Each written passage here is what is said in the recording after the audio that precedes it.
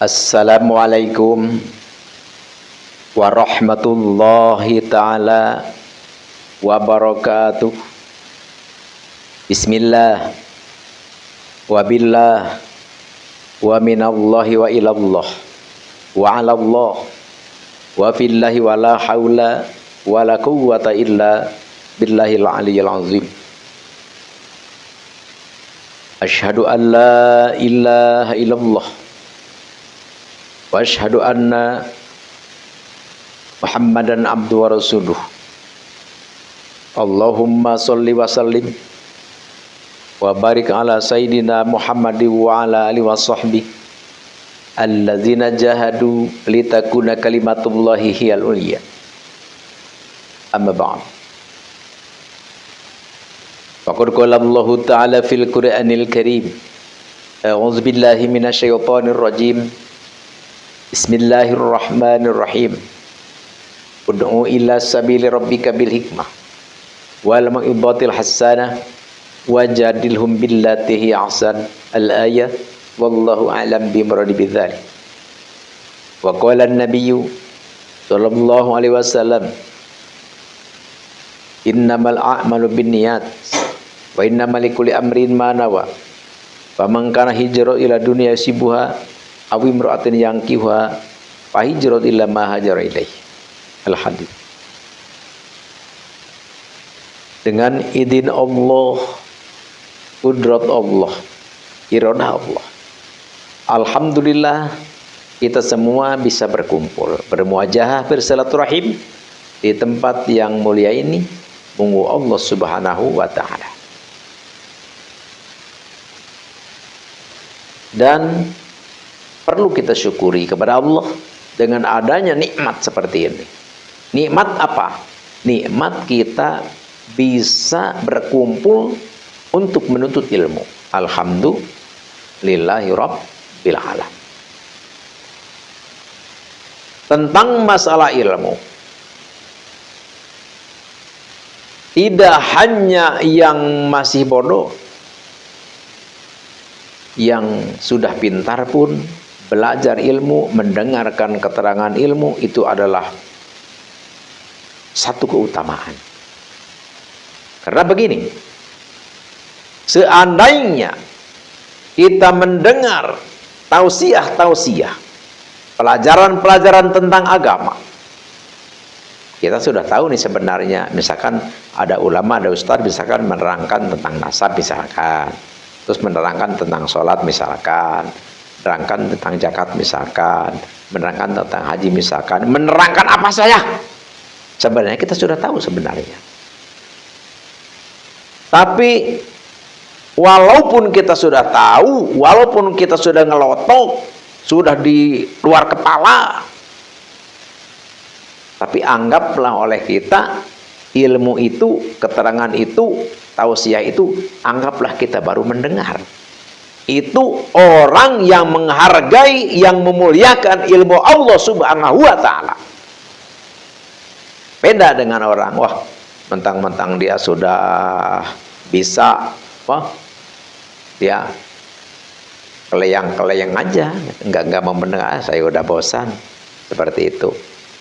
Walaupun dia itu pintar, walaupun dia itu paham terhadap apa yang didengar oleh dia, dia tetap termasuk orang yang tidak memuliakan ilmu. Na'udzubillahi min dzalik. Jadi kita masalah ilmu ini, walaupun kita sudah tahu, kita dengerin seperti kita belum tahu. Jadi ini adalah wujudnya kita wujud memuliakan ilmu, bukan wujud kita ingin tahu, memang kita sudah tahu. Jadi kita wujud mencintai dan memuliakan ilmu. Ya, seperti kita memuliakan sesuatu masalah, yang namanya kita memuliakan, ya walaupun sering ketemu berbagai macam, ya yang namanya memuliakan, tetap kita pasti sono, pasti kangen seperti itu. Jadi di dalam hal tentang mendengarkan tausiah keagamaan, yang sudah tahu ataupun yang belum tahu apalagi, maka kita harus benar-benar sungguh-sungguh dan senang hati. Ini kita kadang-kadang mentang-mentang kita sudah tahu, justru nggak mau mendengarkan. Itu justru kita tergolong kepada orang yang tidak memuliakan ilmu. Nauzubillahi min dzalik. Konsekuensinya apa? Konsekuensinya maka ilmu kita tidak akan diberkahkan oleh Allah Subhanahu wa taala. Jadi walaupun kita bisa tentang hal ilmu itu, kita mendengar orang menerangkan ilmu itu, kita harus dengarkan dengan baik-baik seperti kita belum tahu. Nanti ilmu yang ada di diri kita akan dilipat gandakan kemanfaatannya, keberkahannya oleh Allah Subhanahu wa taala. Tapi walaupun kita sudah tahu berbagai macam ilmu itu tahu, tapi orang menerangkan ilmu itu karena kita sudah tahu, justru kita mentang-mentang sudah tahu, kita tidak mau mendengarkan, maka justru ilmu yang ada di dalam diri dia tidak akan ada keberkahan, tidak akan ada kemanfaatan yang sempurna dari Allah Subhanahu wa taala. Nauzubillahi min dzalik. Tentang hal masalah nasab. Nih, kita kan kadang-kadang begini. Wah, bosan mendengarkan nasab terus nasab aja diurusin. Ini mungkin dia karena sudah tahu. Jadi dia berkata seperti itu. Apalagi dia bertekad, meyakini, mengiktikadkan di dalam hati seperti itu. Dia termasuk tidak memuliakan ilmu. Na'udzubillah. Na'udzubillah, summa na'udzubillah. Jadi walaupun kita sudah tahu tentang ilmu agama, maka kita mendengarkannya justru akan membuat ilmu yang ada di dalam diri kita akan dilipat gandakan keberkahan dan kemanfaatannya oleh Allah Subhanahu wa taala, karena kita termasuk orang yang memuliakan ilmu. Oleh karena itu, sekarang kita musim tentang digoncang oleh masalah polemik nasab. Ini polemik nasab tidak akan kunjung selesai sebelum Habib mengakui, menyadari bahwa dia bukan durian Nabi. Sebelum mereka mengaku sadar seperti itu, maka pembahasan nasab tidak akan diam sampai itu terwujud. Tapi kalau mereka sudah sadar mengakui bahwa mereka bukan cucu Nabi, maka pembahasan nasab akan serentak hilang. Oleh karena itu, kalau memang masalah nasab tidak mau digaungkan lagi, maka ayo sadarlah kaum Ba'lawi untuk mengakui nasab yang sebenarnya. Sekali lagi, kalau Habib Ba'alwi sudah menyadari, sudah mengakui dengan sejujur-jujurnya bahwa mereka bukan keturunan Nabi, bukan cucu Nabi, tidak mengalir darah Nabi, darah suci di dirinya, dan para muhibin sudah tidak mempercayai lagi bahwa Habib itu keturunan Nabi, maka pembahasan tentang nasab Habib pun akan selesai dengan sendirinya. Tapi sebelum seperti itu tetap akan menggelinding. Sekali Al-Fakir katakan, walaupun ini dikatakan oleh Ustadz Taufik Assegaf hanya sebatas suara kentut, tetap walaupun dianggap suara kentut tetap tidak akan sirna, karena ini adalah bukan suara kentut, ini sebenarnya adalah ilmu yang diwujudkan oleh Allah Subhanahu wa taala, yang selama ini ilmu nasab ini adalah terlupakan oleh kita semua. Oleh karena itu, di dalam hal masalah ini, para habib mendoktrin kepada bangsa Nusantara untuk mencintai mereka. Habib Ba'alwi mendoktrin, mencetak kepada bangsa Nusantara untuk takut kepada mereka. Habib Ba'alwi mencetak bangsa Nusantara untuk hormat, tunduk, taat kepada mereka. Na'udzubillah. Setelah tunduk, setelah taat, akan dibawa kemana? Na'udzubillah. Tapi kalau dilihat dari sepak terjangnya sangat miris. Mirisnya apa? Ya mirisnya sejarah dipalsukan, bikin kuburan-kuburan palsu, pahlawan-pahlawan di aku Kelandia. Apa ini? Di balik ini ada apa? Apakah mau merebut Indonesia? Apakah mau menguasai bangsa Nusantara? Bisa saja. Kalau tidak ada arah ke situ, untuk apa bikin makam palsu? Jadi kejadian di Palestina pun seperti ini. Kejadian di Palestina, jadi orang-orang Israel itu membuat kuburan palsu. Membuat kuburan palsu, dibikin tahun-tahun lama, mereka mengklaim bahwa tanah Palestina ini adalah tanah leluhur kami, buktinya itu ada makam-makam leluhur kami. Pemalsuan makam tidak ada di dunia lain, hanya ada di dua negara, satu di Palestina, dua di Indonesia ini. Na'udzubillah. Apa tujuannya para pahlawan diaku kalian mereka? Justru mereka akan mengklaim bahwa yang memerdekakan Indonesia itu adalah klan kami. Kalau tidak ada arah ke sana, untuk apa? Na'udzubillah. Apalagi dengan adanya mencaci maki pemerintah, presiden dicaci maki, jenderal dicaci maki, pejabat-pejabat dicaci maki, ulama terkemuka, ketua NU, Profesor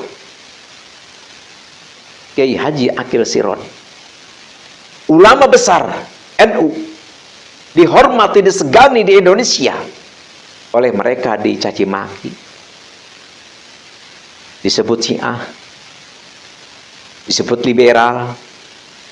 Apa ini tujuannya? Kalau bukan ingin memisahkan Nusantara, bangsa Nusantara dengan leluhurnya, dengan ulamanya, ditarik untuk mencintai mereka, mentaati mereka, dijauhkan dari ulamanya. Ini apa tujuannya? Na'udzubillah. Kalau saja mereka tidak seperti ini, mungkin bangsa Nusantara tidak akan bangun seperti ini. Jadi bangsa Nusantara bangun, bersuara semuanya karena melihat kila-kila perbuatan yang mereka perbuat. Pemerintah seharusnya ditakuti, pemerintah seharusnya ditaati, pemerintah seharusnya diikuti, justru oleh mereka dihinakan. Bahkan tidak sedikit masyarakat sudah terbawa, sudah berani menghina ulamanya. Padahal Kiai Haji Akil Sirot itu adalah ketua NU, tapi banyak rakyat-rakyat yang NU pun sudah menghina mereka, menghina beliau karena terbawa oleh doktrin-doktrin mereka. Oleh karena itu, dengan adanya polemik nasab ini, alhamdulillah, bangsa Nusantara sudah 33%, sudah 70%, maaf, 70% maaf, sudah kembali ke fitrahnya lagi. Dulu NU hampir berantakan. Berantakan bagaimana? Ya, anggotanya sendiri sudah berani menghina leluhurnya, sudah berani menghina ketuanya, sudah berani menghina ulamanya. Kenapa? Karena doktrin-doktrin Habib Alwi ini. Alhamdulillah dengan adanya polemik ini kita sudah tercerahkan, walaupun masih ada sebagian sedikit-sedikit yang masih pro ke sana, tidak ada masalah. Semoga lama-kelamaan mereka sadar dan menyadari dan diberi hidayah oleh Allah Subhanahu wa ta'ala. Mereka para habaib mencetak atau mendoktrin kepada bangsa Nusantara dengan membawa kalimat Al-Quran, tapi dengan penjelasan, dengan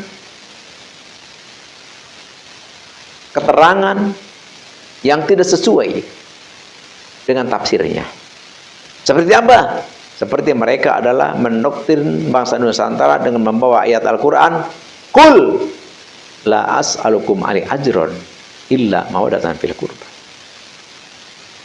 Jadi mereka tafsirkan ayat Al-Quran ini bahwa katakan, hai Muhammad, aku adalah tidak meminta upah di dalam hal berdakwah ini, terkecuali terkecuali aku meminta kepadamu semua adalah untuk baik, untuk mencintai, untuk menyayangi kerabat kami, untuk mencintai, untuk menyayangi kerabat kami. Jadi mereka tafsirkan bahwa yang disebut kerabat di situ itu adalah dia. Itu konyolnya itu. Padahal di dalam tafsirnya bukan begitu. Jadi yang disebut kerabat itu pada intinya semua orang yang bertakwa kepada Allah itu adalah kerabat Nabi.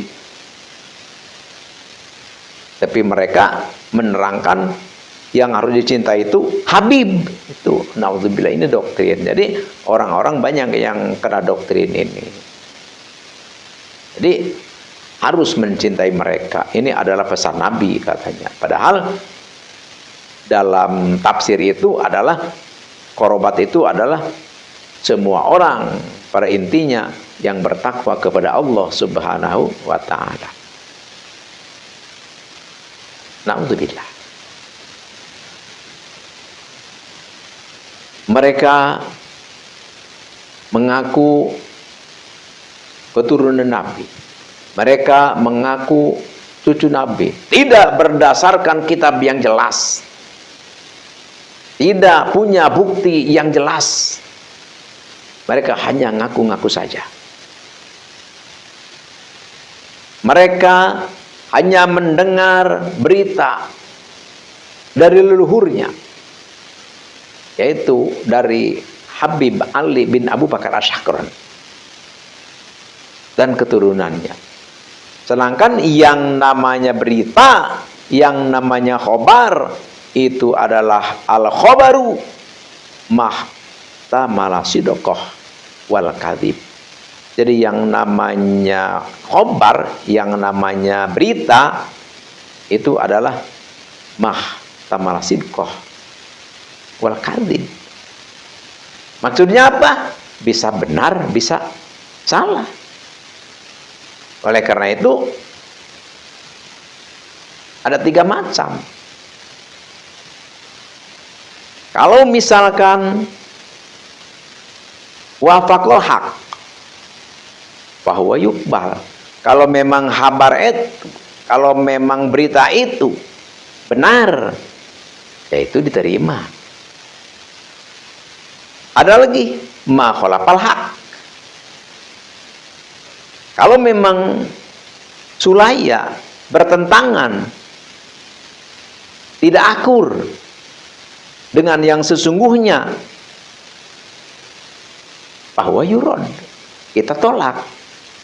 Seperti Mbak Alwi ini, kabarnya dari leluhurnya adalah keturunan Nabi, tapi ternyata setelah ditelusuri dalam kitab sejarah, dalam kitab nasab, dalam ahli filologi, dalam ahli genetik dan sebagainya, ternyata mereka bukan.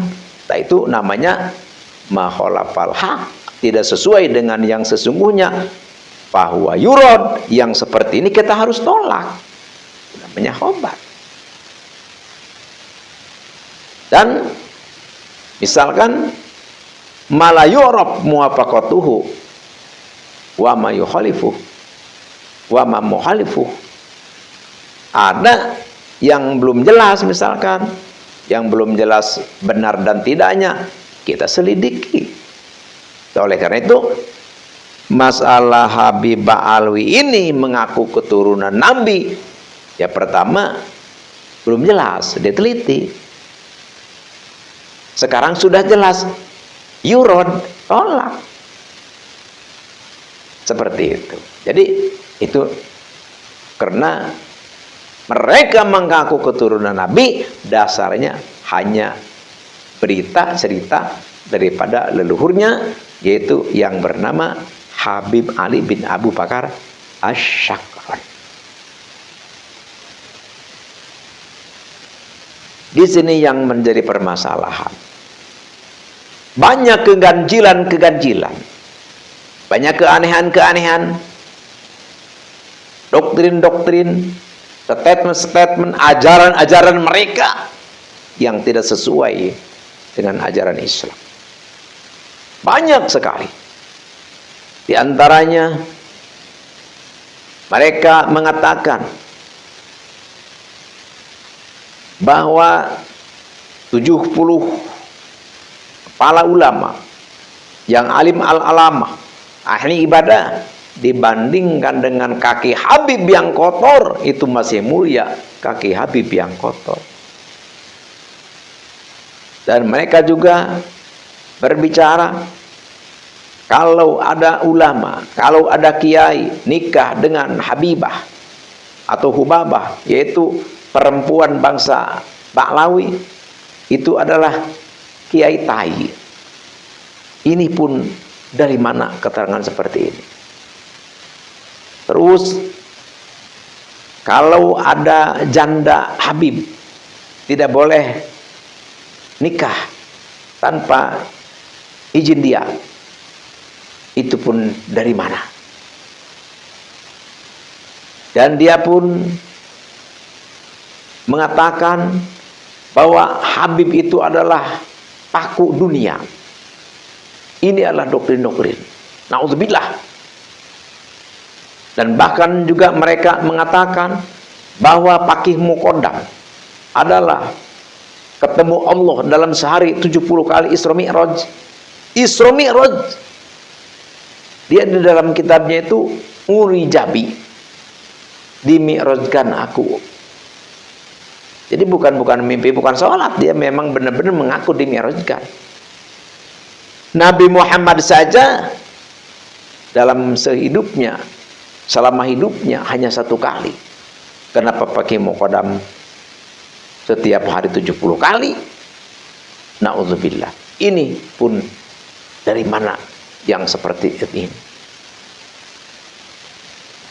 Dan ada lagi, setelah mereka buang berak, langsung kotorannya itu dibungkus di pakaian, mau dibuang, pas dibuka jadi emas.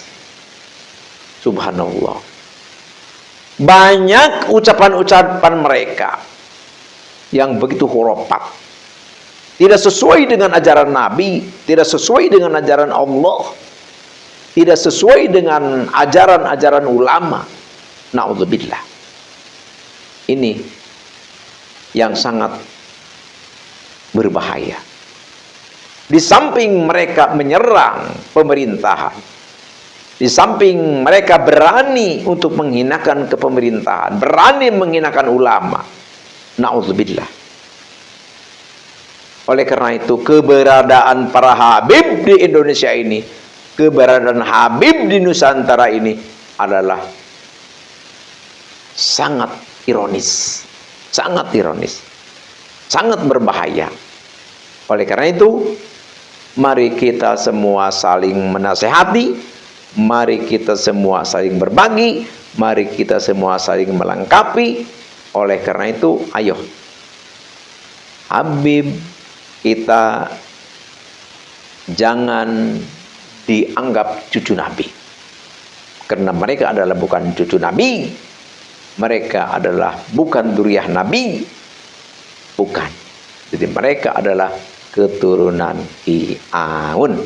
Tapi tetap, walaupun mereka bukan keturunan Nabi, walaupun mereka bukan dzurriyyah Nabi, tetap kita harus hormat kepada mereka. Tetap kita harus memuliakan mereka. Hanya satu saja, jangan sampai kita menganggap mereka itu adalah cucu Nabi. Dan kita sadarkan saudara-saudara kita yang sudah terdoktrin oleh mereka, supaya sadar dan meyakini bahwa Habib itu adalah bukan cucu Nabi. Hanya itu sajalah yang Al-Fakir katakan. Semoga bermanfaat dan semoga menjadi edukasi khususnya bagi Al-Fakir sendiri dan umumnya bagi kita semua. Al-Fakir mohon maaf atas khilaf dan keliru. Al-afu minkum. Wabillahi taufiq wal hidayah. Wassalamualaikum warahmatullahi wabarakatuh.